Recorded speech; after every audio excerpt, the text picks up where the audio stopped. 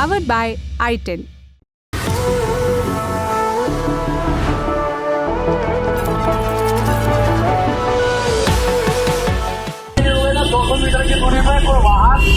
कोई अभिभावक रुकेगा नहीं, मोबाइल जिसके अभिभावक साथ उड़ाते थे। उम्मीदें तो है कि इस बार लीक नहीं होगा, बच्चे निराश नहीं होंगे कम से कम। फ्री में हम लोग आए गए, कोई टिकट नहीं लगा, कोई पैसा नहीं लगा हम लोग का।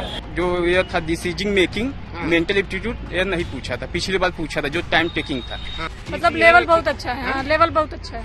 इजी पेपर है। हाँ, इजी पेपर। नमस्कार, अपन है कुलदीप और आप देखना शुरू कर चुके हैं दी लल्लन टॉप शो। आज बात करेंगे उत्तर प्रदेश में 48 लाख कैंडिडेट्स कौन सी परीक्षा देने पहुंच रहे हैं, क्यों इस परीक्षा की इतनी चर्चा है और क्यों इसे सफलतापूर्वक कराने के लिए, संपन्न कराने के लिए शासन प्रशासन एक पैर पर खड़ा हुआ है। बात इस पर भी कि कोलकाता रेप केस में आरोपी के अलावा वो ट्रेनी डॉक्टर कौन है जिनका पॉलीग्राफ टेस्ट कराया जा रहा है, उनका टेस्ट कराने की वजह क्या है, और नेपाल बस हादसे और त्रिपुरा की बाढ़ की खबर भी आपको देंगे। लेकिन उससे पहले एक मुनादी, एक सूचना। एक बार फिर दिल्ली में जम रहा है सेहत अड्डा।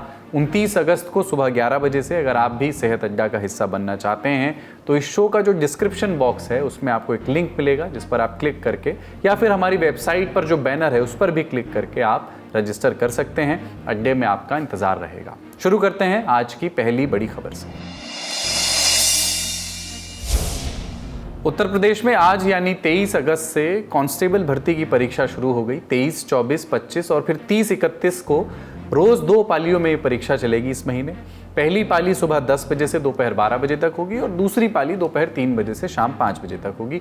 कुल 60,244 पदों के लिए परीक्षा हो रही है और आवेदन कितनों ने किया है? करीब 48,17,000 अभ्यर्थियों ने, यानी जितने पद हैं उसके 800 गुना से ज़्यादा दावेदार हैं। परीक्षा करा रहा है यूपी पीआरपीबी, पूरा नाम है इसका Uttar Pradesh police recruitment and promotion board. ये नाम आप पहले सुन चुके होंगे कुछ महीनों पहले। इस परीक्षा के बारे में हम इतनी जानकारी क्यों दे रहे हैं, अलग से इसकी बात क्यों कर रहे हैं? क्योंकि फरवरी में इसी परीक्षा का पेपर उत्तर प्रदेश में लीक हो गया था, जिसके बाद काफ़ी विवाद हुआ था। 3 पॉइंट्स में वो पूरा मामला आपको याद दिला देते हैं। इसी साल 17 और 18 फरवरी को उत्तर प्रदेश में यही पुलिस कांस्टेबल भर्ती वाली परीक्षा थी। सोशल मीडिया पर 17 तारीख की सुबह से ही एक आंसर की शेयर की जाने लगी थी। लखनऊ के कृष्णा नगर थाने में 18 फरवरी को एक पुलिसकर्मी ने ही सबसे पहले मुकदमा दर्ज कराया। यूपी पीआरबी ने शुरू में पेपर लीक के दावे को भ्रम बताया। जब तमाम सबूत सामने आ गए तो 19 तारीख को जांच कमेटी बनी। 24 फरवरी को सरकार ने परीक्षा रद्द करने का ऐलान फाइनली कर दिया। उस समय सिर्फ कांस्टेबल भर्ती ही नहीं, आरओ भर्ती का पेपर भी लीक हुआ था। लखनऊ सहित राज्य में तमाम जगहों पर छात्रों ने विरोध प्रदर्शन किए थे। आपको याद होगा, सरकार और परीक्षा तंत्र पर गंभीर सवाल उन दिनों उठे थे। इसी वजह से अब यही परीक्षा दोबारा हो रही है तो इसकी चर्चा भी लाजमी है। चर्चा के साथ एक सवाल भी है कि इस बार परीक्षा का अनुशासन भंग ना हो, इसके लिए क्या जतन किए गए हैं, किए जा रहे हैं। छात्र जब परीक्षा केंद्र पर पहुंचेंगे इस बार तो सबसे पहले उनका केवाईसी वेरिफिकेशन कराया जा रहा है, फिर बायोमेट्रिक अटेंडेंस हो रही है, फिर आधार कार्ड की कॉपी भी ली जा रही है। सिविल पुलिस के साथ साथ एंटी टेररिज्म स्क्वाड यानी एटीएस और स्पेशल टास्क फोर्स यानी एसटीएफ को भी इस काम में लगाया गया है। परीक्षा में डमी कैंडिडेट्स की पहचान करने के लिए आर्टिफिशियल इंटेलिजेंस एआई की मदद ली जा रही है। कैंडिडेट्स की तस्वीरों को एआई से क्रॉस चेक किया जा रहा है। हर परीक्षा केंद्र पर आधा स्टाफ उसी केंद्र का है और आधा स्टाफ दूसरे स्कूल या कॉलेज से रखा जा रहा है। बड़े जिले में परीक्षा की व्यवस्था देखने के लिए स्टैटिक मजिस्ट्रेट तैनात किए गए हैं। स्टैटिक मजिस्ट्रेट कौन होते हैं? अमूमन चुनाव या कोई भी बड़ी परीक्षा कराने के लिए वो अपॉइंट किए जाते हैं। इनकी जिम्मेदारी उस असाइंड टास्क तक की होती है जो उनको उस समय काम दिया गया है। परीक्षा की सुरक्षा व्यवस्था पर ज्यादा जानकारी दे रहे हैं अलग अलग परीक्षा केंद्रों पर मौजूद पत्रकार। आपके पीछे दिखाने जाऊंगा ठीक परीक्षा शुरू होने के पहले बाहर का माहौल। यहाँ पर पुलिस की तो भारी व्यवस्था है ही, बाहर अगर आप गेट के देखेंगे तो हजारों अभ्यर्थी जो कि एग्जाम देने वाले हैं, जिनका एग्जाम शुरू होने वाला है, वो लगातार कतार में रहकर अपना इंतजार कर रहे हैं। अगर इस कतार से मैं आपको दिखाना चाहूंगा इस रिपोर्ट के जरिए कि कैसे प्रशासन का जो है वो इंतजाम है हर एक एग्जामिनेशन सेंटर पर। ये फर्स्ट लेवल सिक्योरिटी है जो लगाई गई है गेट की ठीक बाद। कई पुलिस वालों को यहाँ पर डिप्लॉयड किया गया है जो आके ये चेक करने पाए कि कोई बाहर का व्यक्ति तो है, गेट से एंटर नहीं हो रहा है। पीछे अगर आप देखेंगे तो हर एक जगह पर बाकायदा पोस्टर्स लगाए गए हैं कि क्या क्या अलाउड नहीं है। ये डीएवी कॉलेज का एक कानपुर सेंटर है, इसमें लिखा है परीक्षा केंद्र में bag, helmet, mobile, smart watch एवं नकल संबंधी सामग्री लाना पूर्णतः निषेध है। तो क्या क्या आइटम्स नहीं ला सकते उसकी एक जानकारी सबसे पहले यहाँ पर दी गई है। पीछे अगर मैं आपको लेके चलूंगा, दिखाना पाऊंगा कि सेकंड लेयर सिक्योरिटी किस तरीके की है। यहाँ पर बाकायदा एसीपी लेवल ऑफिसर्स को हर सेंटर पर यहाँ पर डिप्लॉय किया गया है। यहाँ पर अगर आप दिखाएंगे तो एक और केंद्र है। सर, ये किस चीज के लिए बना है? महिलाओं के लिए, महिलाओं की फ्रेसिंग के लिए यहाँ पे बनाया गया है। और इधर उनके पास जो स्टाफ ड्यूटी है, उनकी जो बैग या मोबाइल जो अन्य चीजें यहाँ जमा हो जाएगा। मैं कैमरा पर्सन रिक्वेस्ट करूंगा दिखाने पाए किस तरीके से महिलाओं की यहाँ पे तैनाती की गई है और एक बाकायदा चेकिंग सेंटर यहाँ पर बॉक्स बनाया गया है, जिससे कि जो कोई महिलाएं परिसर में अंदर आने से पहले सामान लेके आई हैं उसकी चेकिंग होने पाए। ये अलग सेगमेंट जो है वो महिलाओं के लिए बनाया गया है। यहाँ से अगर आगे बढ़ेंगे किस तरीके की यहाँ के फ्रेसिंग के बाद हम आश्वस्त हो जाएंगे उसके पास कोई इलेक्ट्रॉनिक डिवाइस नहीं है। फिर अगला स्टेप हमारा जो कार्यदायी संस्था है उसके द्वारा किया गया है। यहाँ पे उनकी हम बायोमेट्रिक चेक करेंगे। उनके एग्ज़ाम फॉर्म भरते समय जो आधार कार्ड या जो लगाया गया था उसके आधार पर यहाँ चेकिंग होगी और इसके बाद ओके रिपोर्ट होने के बाद फिर वो अंदर जाएंगे। 3 बार चेकिंग हो रही है। पहले इस लाइन में चेकिंग होती है, इस लाइन में चेकिंग होने के बाद में फिर यहाँ गेट पर उन सब चीज़ों को देखा जाता है। उसके बाद में अंदर मैं आपको दिखाना चाहूँगा कि वहाँ पर चेकिंग होती है और फिर तीसरी लेयर जो है वहाँ पर जो आपको सामने टेबल दिख रही है वहाँ पर जाकर आधार वेरिफिकेशन होता है और आधार वेरिफिकेशन के बाद ही किसी भी छात्र को अंदर जाने दिया जाता है। तो यहाँ 3 लेयर में ये चेकिंग हो रही है और पहले इस लाइन में चेकिंग होती है, फिर गेट पर चेकिंग होती है और फिर उसके अंदर आधार वेरिफिकेशन होता है और वहाँ पर उसके बाद में फिर फ़ोटो से मिलान होता है और फ़ोटो से मिलान होने के बाद ही किसी को अंदर जाने दिया जाता है। तो इसके अलावा परीक्षा में नकल करने या कराने वालों के खिलाफ नए कानून के तहत कार्रवाई का प्रावधान भी रखा गया है। उत्तर प्रदेश सार्वजनिक परीक्षा अध्यादेश 2024 के तहत इसी साल जून में यूपी सरकार ये कानून लेकर के आई थी, अध्यादेश लाई थी। इसके तहत पेपर लीक में दोषी पाए जाने पर 10 साल तक की जेल और 1 करोड़ रुपए तक का जुर्माना लगाया जाएगा। उत्तर प्रदेश के डीजीपी प्रशांत कुमार को सुनिए। हमने स्वयं यहाँ केंद्रों पर जाके व्यवस्थाओं का जायजा लिया है। परीक्षा बहुत ही शुचितापूर्ण तरीके से और सुचारू रूप से चल रही है। भर्ती बोर्ड ने तथा शासन ने तथा पुलिस मुख्यालय की जो अपेक्षाएं थी उस हिसाब से सीसीटीवी इत्यादि वर्क कर रहे हैं। बच्चों के आधार का ऑथेंटिकेशन भी किया गया है। अभी तक जो भी सूचनाएं मिली हैं प्रारंभिक जांच पड़ताल से वो लोगों को मूर्ख बना के, बेवकूफ़ बना के पैसे लेने की शिकायतें हैं। इसमें कोई भी व्यक्ति, मैंने अभी सुबह भी बताया था, विभाग का, विभाग के बाहर का, किसी भी संस्था का, किसी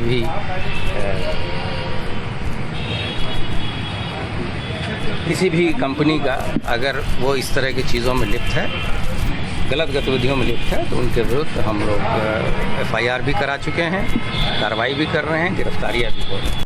परीक्षा को स्मूथली और सेफली कंडक्ट कराना बहुत बड़ी चुनौती है। एक तो इस वजह से भी क्योंकि इसी परीक्षा को लेकर के भर्ती बोर्ड और राज्य सरकार की 6 महीने पहले काफ़ी फसीहत हो चुकी है। दूसरा इस वजह से भी क्योंकि 48 लाख अभ्यर्थी इसमें परीक्षा दे रहे हैं और इसमें से 6 लाख से ज़्यादा अभ्यर्थी दूसरे प्रदेशों से आ रहे हैं, दूसरे राज्यों से आ रहे हैं। दूसरे राज्यों से आने वाले अभ्यर्थियों में सबसे ज़्यादा संख्या बिहार से है, करीब 2,67,000। उत्तर प्रदेश के 67 जिलों में 1,174 परीक्षा केंद्र बनाए गए हैं। इस नंबर से आप अंदाज़ा लगा सकते हैं कि ये परीक्षा कितने बड़े स्तर पर आयोजित कराई जा रही है। जब इतने सारे अभ्यर्थी परीक्षा देने आ रहे हैं तो इंतज़ाम कैसे किए गए हैं ये भी जान लीजिए। उत्तर प्रदेश के अंदर अभ्यर्थी जहां कहीं से भी परीक्षा देने के लिए आ रहे हैं उन्हें फ्री बस सेवा मिल रही है। एडमिट कार्ड की 2 प्रतियां उनको अपने साथ रखनी होंगी। यही जो कार्ड है वो टिकट का काम करेगा। अभ्यर्थियों की सहूलियत के कुछ रूट्स पर ट्रेनों का रूट बदल गया है, कुछ रूट्स पर स्पेशल ट्रेन्स भी चलाई गई हैं। हालांकि अभ्यर्थियों की संख्या के हिसाब से ये व्यवस्थाएं भी नाकाफी साबित होती दिख रही हैं। अभी एक ही दिन की परीक्षा हुई है और तमाम ऐसे फोटोज और वीडियो सोशल मीडिया पर तैर रहे हैं जिनमें ट्रेनों में भरी ठसाठस भीड़ दिख रही है। शौचालयों के पास बैठकर सफर करते अभ्यर्थी इनमें नजर आ रहे हैं। यातायात की व्यवस्थाएं कैसी रही, बता रहे हैं ग्राउंड पर मौजूद इंडिया टुडे के पत्रकार। लखनऊ के चारबाग स्टेशन पर हम खड़े हैं। यहाँ पर ये एक तरीके से कैंप लगाया गया सिविल डिफेंस की तरफ से। जो अभ्यर्थी दूसरे जिलों से लखनऊ में परीक्षा देने के लिए आए हैं उनको किसी भी तरीके की परेशानी ना हो, इसके लिए एक तरीके से कैंप लगाया गया है सिविल डिफेंस की तरफ से। तमाम अभ्यर्थी जो परीक्षा देने के लिए 60,244 पदों के लिए सिपाही भर्ती की परीक्षा हो रही है। कहाँ से आए हो आप? अम्बेडकर नगर से। अम्बेडकर नगर से जी। पिछली बार तो पेपर लीक हो गया था। जी जी पेपर लीक हुआ। इस बार तैयारी है कि नहीं है? है तैयारी सर, पूरा है तैयारी। तैयारी है जी। कहाँ पे परीक्षा है आपकी? कहाँ पे, कितने बजे से है? गोमती नगर में है 3 से 5। 3 से 5 जी। तो यहाँ पे आने के लिए सरकार ने फ्री में बस और ट्रेन का था, तो ट्रेन में भीड़ वगैरह कैसी है? भीड़ थी ट्रेन में, लेकिन आने में कोई दिक्कत नहीं हुआ। अच्छा जी। अभ्यर्थियों की मुश्किलों को बारिश ने और भी बढ़ा दिया। मथुरा में 2 घंटा मूसलाधार बारिश के बाद ये हालात हैं, यहाँ के पूरे में पानी भरा हुआ है और ये प्रमुख मार्ग है नए बस स्टैंड से और ये सीधा भूतेश्वर के लिए जाता है और तमाम लोग हमारे साथ यहाँ हैं। सर काफी गंभीर हालत है, निकल नहीं पा रहे हैं पेपर देने के लिए, कहीं से भी रास्ता खुली नहीं है, सब जगह पानी भरा हुआ है। दिक्कत हो रही है पेपर के लिए? बहुत ज्यादा दिक्कत हो रही है। परीक्षा की जितनी भी चुनौतियों का जिक्र हमने अभी तक आपसे किया, उनसे 2-4 हो रहे अभ्यर्थियों का क्या अनुभव रहा, अब बारी उनको सुनने की है। एक एक करके सुनिए। सर इस बार काफ़ी हद तक सही है, पेपर अब लीक नहीं हुआ है, अभी ऐसी कोई सुविधा नहीं है। ठीक है, अभी तो कोई खबर नहीं है। ठीक है सर। परीक्षा तो अभी सुरक्षा जैसे अभी थी, इससे पहले भी थी, अब एग्ज़ाम हो गया, अब 2-3 दिन बाद पता चलेगा और इसका जो वो है रिजल्ट जल्द से जल्द है। भर्ती, लड़कों को भर्ती चाहिए और कुछ नहीं चाहिए। बहुत अच्छा किए हैं योगी सरकार, इस बार फ्री में हम लोग आए गए, कोई टिकट नहीं लगा, कोई पैसा नहीं लगा हम लोग का, जो हम लोग का एडमिट कार्ड है उसी के सहारे हम लोग को आने दिया यहाँ पे। परीक्षा कैसी हुई? अच्छी परीक्षा। पेपर कैसे? अच्छा गया पेपर। तो कैसा रहा पेपर? पेपर ठीक था, इजी टू मॉडरेट था, 9-10 क्वेश्चन थोड़ा टफ था बस। अच्छा। मैथ में थोड़ा और जो ये था डिसीजन मेकिंग, मेंटल एप्टीट्यूड ये नहीं पूछा था, पिछली बार पूछा था जो टाइम टेकिंग था। वो ग्राफ का सवाल 3 गो ग्राफ का पूछा था और मैथ में जो 2-4 क्वेश्चन 4-5 क्वेश्चन थोड़ा सा समझ लिखा है, बाकी सब हो जाता। अच्छा। पिछली बार की अपेक्षा इस बार का पेपर बहुत अच्छा था, मतलब लेवल बहुत अच्छा है। हाँ, लेवल बहुत अच्छा है, इजी पेपर है। हाँ, इजी पेपर। और भर्ती बोर्ड ने 5 मिनट एक्स्ट्रा टाइम दिया, उसका लाभ मिला आप लोगों को? जी जी बिल्कुल। जी मिला है। जी जी। इन सब बातों के बीच समाजवादी पार्टी के पूर्व विधायक और उत्तर प्रदेश के पूर्व मंत्री यासिर शाह समेत 7 लोगों के खिलाफ एफआईआर दर्ज हो गई है। इन पर पेपर लीक की अफवाह फैलाने का आरोप है। यूपी पुलिस भर्ती बोर्ड ने लखनऊ के हुसैनगंज थाने में एफआईआर दर्ज कराई है। एफआईआर में लिखा है कि इन्होंने सोशल मीडिया प्लेटफॉर्म के माध्यम से पेपर लीक की अफवाह फैलाई। अब बढ़ते हैं दिन की दूसरी बड़ी खबर की ओर, जो है कोलकाता में ट्रेनी डॉक्टर से रेप और मर्डर के आरोपी संजय रॉय का पॉलीग्राफ टेस्ट कराने की अनुमति कोर्ट ने पहले ही दे दी थी। अब आरोपी खुद भी इसके लिए तैयार हो गया है। ये स्वीकृति जरूरी होती है। जल्द ही सीबीआई उसका पॉलीग्राफ टेस्ट कराएगी, लेकिन टेस्ट सिर्फ संजय रॉय का ही नहीं, 4 अन्य लोगों का भी होगा। ये लोग कौन हैं और इनका टेस्ट क्यों होगा, इसकी जानकारी भी अब सामने आ गई है। अर्का और सौमित्र दोनों पीजीटी फर्स्ट ईयर के स्टूडेंट हैं, इनका भी टेस्ट होगा क्योंकि सेमिनार हॉल जहां ये घटना होने के आरोप हैं वहां इन दोनों के फिंगरप्रिंट्स मिले हैं। हाउस स्टाफ गोलम का भी टेस्ट होगा क्योंकि सीसीटीवी फुटेज में उसे घटना के समय के आसपास 1st फ्लोर से 3rd फ्लोर पर जाते हुए देखा गया है। शुभोदीप जो कि इंटर्न है, इनका भी पॉलीग्राफ टेस्ट होगा क्योंकि घटना से पहले पीड़िता ने शुभोदीप से ही बात की थी। दूसरी तरफ सियालदह की स्पेशल सीबीआई अदालत ने आरोपी संजय को 14 दिन की न्यायिक हिरासत में भेज दिया है। ये तो मामले से जो लीगल अपडेट्स हैं उनकी बात हुई। अब हड़ताल का स्टेटस भी जान लीजिए। आप जानते हैं कि सुप्रीम कोर्ट के आश्वासन और सख्त अपील के बाद यूनाइटेड डॉक्टर्स फ्रंट एसोसिएशन यानी UDAF, रेजिडेंट डॉक्टर्स एसोसिएशन यानी RDA और federation of all India medical association यानी FEMA ने हड़ताल खत्म कर दी है। हालांकि कोलकाता में कुछ डॉक्टर्स अभी भी अपनी हड़ताल जारी रखे हुए हैं। देश भर में अधिकतर अस्पतालों में डॉक्टर्स अब काम पर लौट आए हैं। 23 तारीख को इस केस से जुड़ी जो भी अपडेट्स रहीं उनमें अधीर रंजन चौधरी का बयान भी चर्चा में रहा।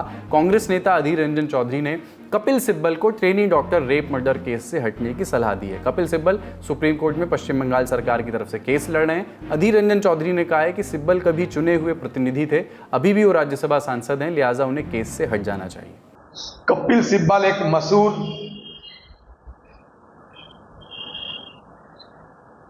आईनजीवी है, लीगल लुमिनरी है। मैं उनसे यह गुजारिश करूंगा कि आप इस केस से खुद को वापस कर लो, विड्रॉ कर लो, रिक्यूज कर लो। ये बंगाल के आम लोगों की सेंटीमेंट और बंगाल के आम लोगों को गुस्सा, आक्रोश को देखते हुए अपराधियों की तरफदारी ना करे तो बेहतर है। एक तरफ कोलकाता केस को हल करने के लिए जांच एजेंसियां और न्यायालय सक्रिय है, महिला सुरक्षा के मुद्दे पर भी बात हो रही है। दूसरी तरफ यौन हिंसा की खबरें कम नहीं हो रही हैं। अब असम के नागांव जिले में ढींग नाम की जगह पर 14 साल की बच्ची से गैंगरेप की खबर आई है। आरोप है कि जब बच्ची ट्यूशन से घर लौट रही थी तब रास्ते में उसके साथ 3 लोगों ने गैंगरेप किया। बच्ची सड़क किनारे बेहोशी की हालत में मिली, जिसके बाद ये मामला सामने आया। बच्ची का भी इलाज चल रहा है। 2 आरोपियों को पकड़ लिया गया है, पूछताछ उनसे की जा रही है, बाकियों की तलाश जारी है। घटना को लेकर नागांव जिले के लोगों में भारी गुस्सा है। स्टूडेंट यूनियन ने बंद का आह्वान किया है। मुख्यमंत्री हिमंता बिस्वा शर्मा ने घटना पर कहा है कि अपराधियों को कानून छोड़ेगा नहीं। अब रुख करते हैं सुर्खियों का। नेपाल में हुए बस हादसे में मृतकों की संख्या 14 के ऊपर पहुंच गई है। हादसा 23 अगस्त को नेपाल के तनहू जिले में हुआ। गोरखपुर के केसरवानी ट्रैवल्स की बस हादसे की शिकार हुई। ये बस पोखरा के मझेरी रिजॉर्ट में ठहरे भारतीय यात्रियों को लेकर काठमांडू की ओर रवाना हुई थी। रास्ते में बस मार्सियांग नदी में गिर गई। हादसे के समय बस में 40 भारतीय यात्री सवार थे। कुछ के शव मिले हैं, कुछ घायल हैं, जिन्हें अस्पताल में भर्ती कराया गया और कुछ यात्रियों की तलाश अभी भी जारी है। इंडिया टुडे से जुड़े संवाददाता गजेंद्र त्रिपाठी के मुताबिक सभी यात्री महाराष्ट्र के रहने वाले थे। बस कब से और कहां से बुक की गई थी, ये बताया ट्रैवल एजेंसी के मालिक विष्णु केसरवानी ने। अरे वहाँ से 3 बसें, 2 बड़ी बस, 1 टेम्पो ट्रेवलर गोरखपुर से नेपाल गई थी। ये महाराज भूसावल के पास की पार्टी थी और हमने इनको इलाहाबाद में पिकअप किया था। इलाहाबाद से इनको चित्रकूट ले गए थे। चित्रकूट से फिर वापस ये अयोध्या है। अयोध्या से गोरखपुर होते हुए सुनौली और सुनौली से फिर ये चले गए लुम्बिनी।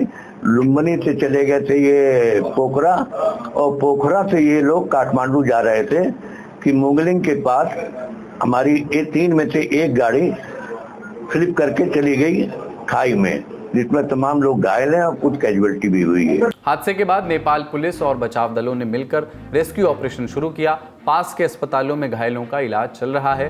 पिछले महीने यानी जुलाई में भी नेपाल में एक बड़ा हादसा हुआ था। मदन आश्रित हाईवे पर लैंडस्लाइड के बाद मलबे की चपेट में आकर के 2 यात्री बसें त्रिशूली नदी में गिर गई थी। दोनों बसों में मिलाकर 63 यात्री सवार थे और इस हादसे में 7 भारतीय नागरिकों समेत 50 लोगों की मौत हो गई थी। अगली सुर्खी भारत के उत्तर पूर्वी राज्य त्रिपुरा से है। यहाँ बाढ़ के बाद हालात कितने चिंताजनक हैं, इसका अंदाजा इन 2 तस्वीरों से आप लगाइए।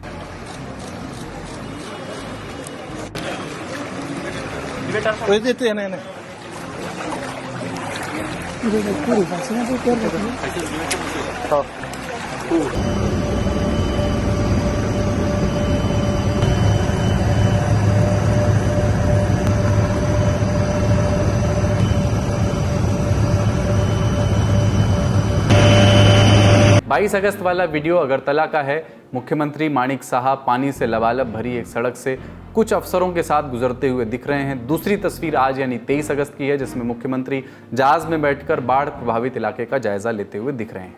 जमीनी और हवाई सर्वे इसलिए क्योंकि पिछले कुछ दिनों से त्रिपुरा के कई हिस्सों में हो रही लगातार बारिश और लैंडस्लाइड की वजह से 20 से ज्यादा लोगों की मौत हो चुकी है। कई लोग लापता हैं। बाढ़ से हजारों लोग प्रभावित हैं। एनडीआरएफ और सेना के दस्ते राहत और बचाव कार्य में लगे हुए हैं। एनडीआरएफ के डीआईजी मोहसिन शाहिदी के मुताबिक राज्य में 500 से ज्यादा राहत शिविरों में 40,000 से ज्यादा परिवारों ने शरण ली है। 22 अगस्त को मुख्यमंत्री दफ्तर की ओर से एक सूचना जारी हुई। बताया गया कि त्रिपुरा के शांति बाजार इलाके में हुए भूस्खलन की वजह से 10 लोगों की मौत हो गई। मौसम विभाग के मुताबिक अगले कुछ दिनों तक खराब मौसम से राहत मिलने की उम्मीद नहीं है। गृहमंत्री अमित शाह ने एक्स पर पोस्ट करके बताया है कि एनडीआरएफ की 11 टीमें, सेना की 3 टुकड़ियां और वायुसेना के 4 हेलीकॉप्टर पहले से ही राहत और बचाव कार्यों में राज्य सरकार की सहायता वहां पर कर रहे हैं। राज्य में बाढ़ की स्थिति को देखते हुए केंद्र सरकार ने त्रिपुरा को अग्रिम तौर पर 40 करोड़ रुपए की मदद देने का जारी करने का मंजूरी दी है। पहलवानों के यौन उत्पीड़न वाले मामले में 23 अगस्त को दिल्ली की राउज एवेन्यू कोर्ट में सुनवाई हुई। अदालत में क्या हुआ ये बताएंगे, लेकिन उसके पहले जानिए कि एक दिन पहले का घटनाक्रम क्या है। 22 तारीख को रेसलर विनेश फोगाट ने आरोप लगाया कि कोर्ट में गवाही देने से ऐन पहले पुलिस ने एक महिला पहलवान की सुरक्षा हटा दी है। वो महिला पहलवान जो केस में गवाह भी है। मामले पर दिल्ली के कोर्ट से मदद मांगी गई। 23 तारीख को जब सुनवाई हुई तो कोर्ट ने इस पर दिल्ली पुलिस से सवाल भी किया और पहलवानों की सुरक्षा सुनिश्चित करने के लिए कहा। इसके अलावा सुनवाई में कोर्ट ने महिला पहलवानों को बयान दर्ज करवाने के लिए 2 विकल्प दिए। पहला, अगर वो सहज हैं तो कोर्ट रूम में आकर के गवाही दें। दूसरा, अगर वो सहज नहीं है तो फिर उन्हें वल्नरेबल विटनेस मानकर अलग से बयान दर्ज करा लिए जाएंगे। पहले नियम था कि 18 साल से कम उम्र के गवाहों को वल्नरेबल विटनेस माना जाता था। अब इसमें उम्र के बैरियर को हटा दिया गया है। यौन उत्पीड़न और मानसिक बीमारी से पीड़ित गवाह भी अब इसके दायरे में आ सकते हैं। ऐसे गवाहों को कोर्ट रूम से अलग किसी ऐसी जगह पर बयान दर्ज कराने की अनुमति दी जाती है जहां वो गवाह सहज होकर के बात कर सके। तो राउज एवेन्यू कोर्ट ने जब पहलवानों को 2 विकल्प दिए तो उन्होंने कोर्ट रूम में गवाही का विकल्प चुना। गवाही आने वाले दिनों में होगी, अभी इसकी तारीख तय नहीं है। आप जानते ही हैं कि इस केस में आरोपी हैं रेसलिंग फेडरेशन ऑफ इंडिया के पूर्व अध्यक्ष और भारतीय जनता पार्टी के पूर्व सांसद ब्रजभूषण शरण सिंह। आज का ललन टॉप शो यहीं तक। अपना और अपनों का ख्याल रखिए। देखते रहिए दी ललन टॉप। शुक्रिया, शुभ रात्रि। सवाल कुछ गंभीर है, मतलब ये चिया सीड्स और किनोआ की बकैती क्या है? अजवाइन का पानी पीने से वजन सच में कम होता है? इंटरमिटेंट फास्टिंग फायदा है या इंसान भूखा बस रह जाता है? और क्या कलेजे में उठता हर दर्द यमराज से मिलवाता है? गूगल ये कब तक मेरे हर सिम्टम को कैंसर बताएगा? मामला संगीन है, कंफ्यूजन महीन है, तो यहाँ वहाँ भटक कर क्यों खुद को उलझाएं? एक्सपर्ट्स और डॉक्टर्स की सुनकर हर गुत्थी सुलझाएं। 29 अगस्त को सुबह 11 बजे से देखिए सेहत अड्डा। अगर आप भी बनना चाहते हैं सेहत अड्डा का हिस्सा तो डिस्क्रिप्शन पर दिए लिंक या वेबसाइट पर बने बैनर पर करिए क्लिक। और हाँ, रहिए सेहतमंद। सेंसोडेंट के प्रेजेंस सेहत अड्डा, co-powered by USV, your reliable healthcare partner, and Dr. Basu Eye Hospital.